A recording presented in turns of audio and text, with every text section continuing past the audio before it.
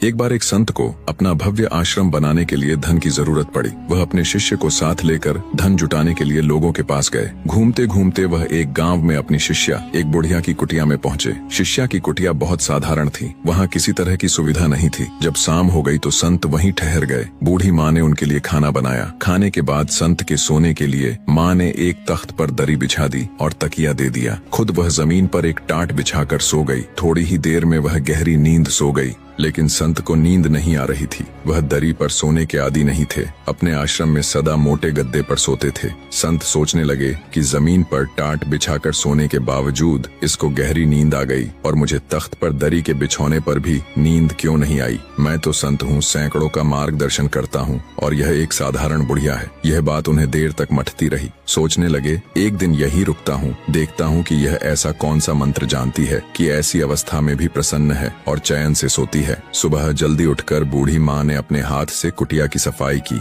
और चिड़ियों को दाना खिलाया, गाय को चारा दिया, फिर सूर्य को जल अर्पण किया, पौधों को पानी से सींचा, गुरु को प्रणाम किया और कुछ देर बैठकर भगवान नाम का स्मरण। आंगन से तरकगारी तोड़कर भोजन पकाया। गुरु को प्रथम भोजन करवाकर फिर उसने ग्रहण किया। दिन में आस पड़ोस की बच्चियों को बुलाकर उन्हें हरि कथा सुनाई, हरि भजन का ज्ञान दिया। फिर संध्या पूजन, रात को पुनः सादे भोजन का प्रबंध और फिर सोने की तैयारी। गुरु सोचने लगे, आज फिर नींद नहीं आएगी, पूछ ही लूं कि क्या रहस्य है। संत ने पूछा, माँ, तुमने मेरे लिए अच्छा बिछौना बिछाया, फिर भी मुझे नींद नहीं आई, जबकि तुम्हें जमीन पर गहरी नींद आ गई। क्या तुम्हें धरती की कठोरता नहीं सताती? क्या यह चिंता नहीं होती कि कैसे अपने लिए अच्छे भोजन का, नरम बिस्तर का प्रबंध करूं? इसका कारण क्या है? तब बूढ़ी महिला बोली, गुरुदेव, जब मैं सोती हूँ तो मुझे पता नहीं होता कि मेरी पीठ के नीचे गद्दा है या टाट। उस समय मुझे आपके वचन अनुसार दिन भर किए गए सत्कर्मों का स्मरण करके ऐसा अद्भुत आनंद मिलता है कि मैं सुख दुख सब भूलकर परम पिता की गोद में सो जाती हूँ, इसलिए मुझे गहरी नींद आती है।